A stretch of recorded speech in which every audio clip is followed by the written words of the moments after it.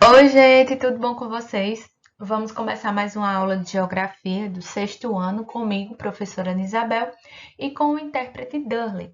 E hoje nós vamos começar o- a unidade 4 do livro de vocês, falando sobre a atmosfera, clima e vegetação. É o tema da unidade. E nessa aula nós vamos falar sobre a atmosfera, tempo e clima. Então, para começar, vamos falar da atmosfera. A atmosfera é a camada de ar que envolve a Terra.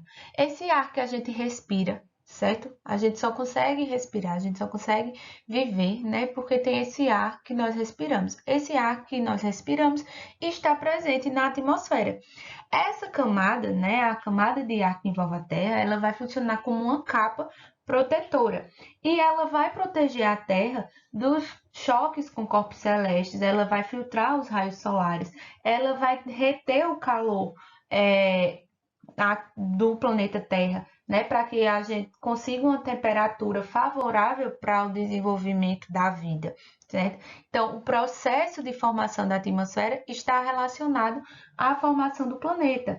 E assim como a Terra, a atmosfera ela apresentou variações no decorrer do tempo.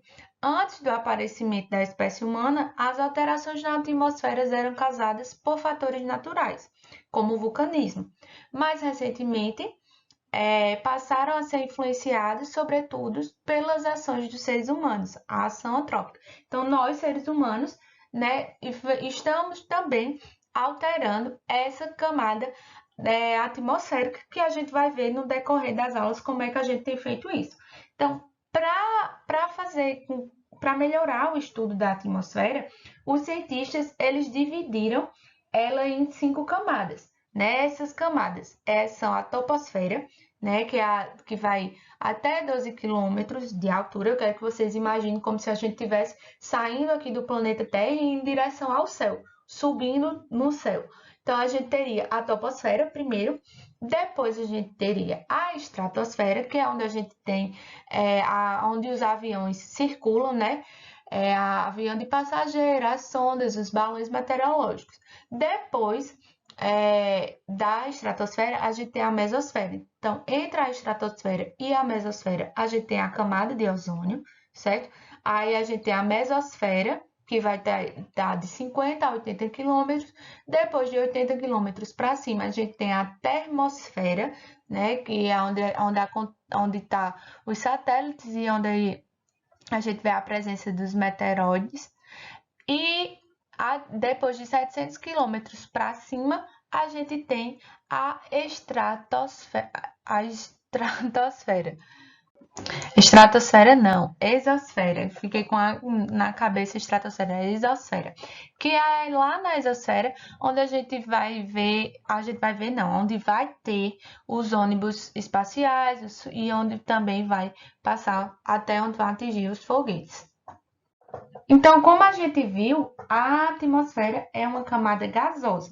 E essa camada gasosa ela vai ser composta principalmente pelo nitrogênio, com 78%, e 21% de oxigênio.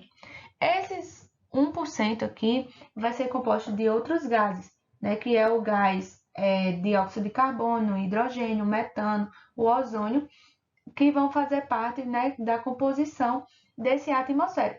Também vai ter quantidades de vapor de água, cinzas, poeiras e também aerosóis. Isso que vai configurar as diferentes localidades, vai dar características físicas a diferentes localidades do planeta.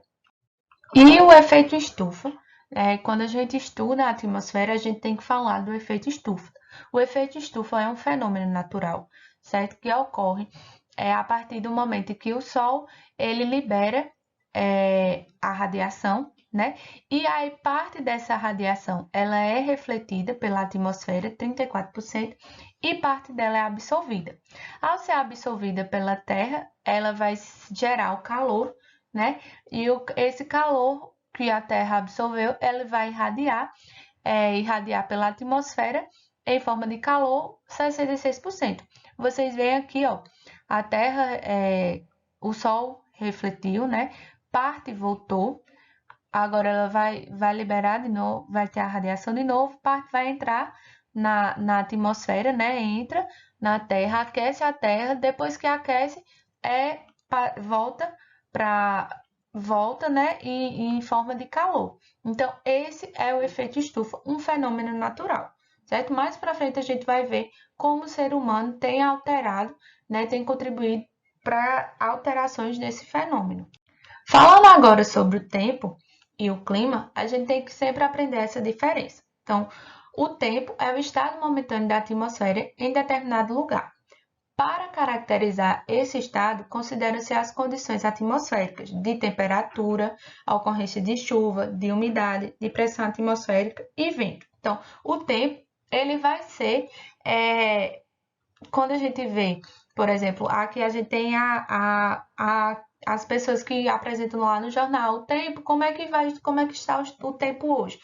Ele vai e diz, está parcialmente nublado, com ocorrências de pancadas de chuva, vai ocorrer chuva.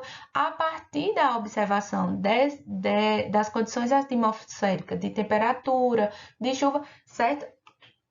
Que vão ser obtidas principalmente através dos satélites artificiais que vão mandar as imagens, né, e vão servir como instrumentos para a observação do tempo, para se prever como é que vai ser o comportamento do tempo ao longo do dia, né? Essas pessoas elas ficam dando essas informações. Então, o tempo, quando a gente diz o dia hoje está bom para ir para a praia, é a partir da observação do tempo, quando a gente olha para o tempo.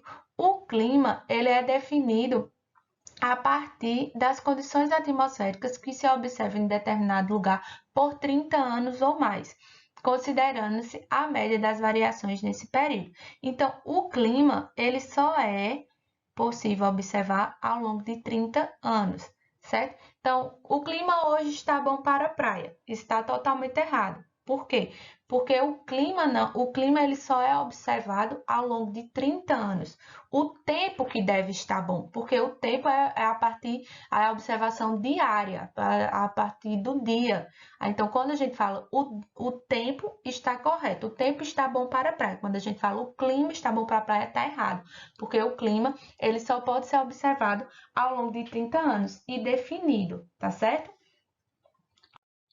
Então, o tempo atmosférico e as condições dos climas, elas vão variar conforme as condições ou as propriedades da atmosfera, certo? Que são os elementos climáticos. Esses elementos climáticos, a gente vai estudar, são três.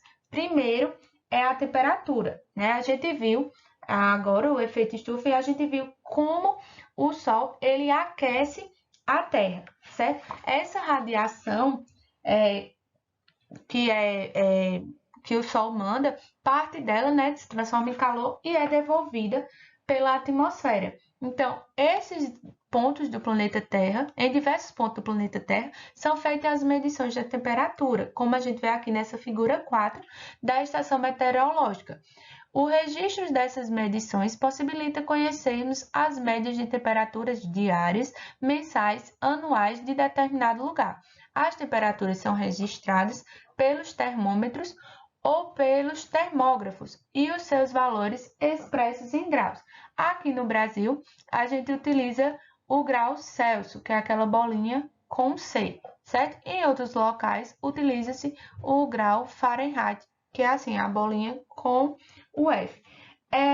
A temperatura ela vai sofrer variação de um lugar para o outro, principalmente por conta das diferenças de latitude, de altitude, o aquecimento desigual das águas do oceano, certo? Então, a temperatura é um dos elementos climáticos que serve para a observação tanto do tempo, né, quando a gente vê diariamente, e ao longo de 30 anos, observando as condições da temperatura, da umidade e da pressão, a gente tem o diagnóstico do clima, se aquele clima ele foi alterado ou não, tá certo? Então, por isso que a gente estuda os elementos climáticos.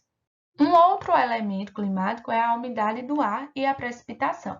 Ao atingir as águas marinhas, os lagos, os rios e as florestas, os raios solares aceleram o fenômeno da evaporação.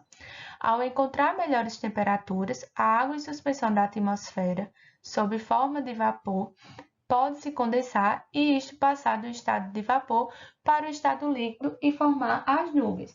E aí as nuvens que vão ter milhões de gotículas de água, né? Essas gotículas elas vão pesar e vão cair em forma de chuva. Se for muito frio, atingir uma temperatura de menos 20 graus, elas vão se transformar, esse vapor, ele vai se transformar em cristais de gelo e vai se formar a neve.